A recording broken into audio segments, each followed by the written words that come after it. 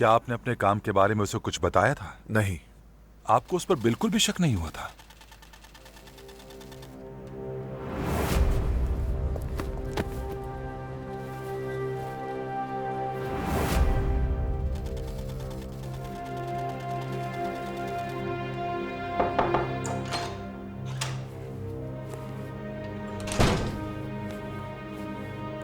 Mister president, घर वाले यहाँ आ चुके हैं।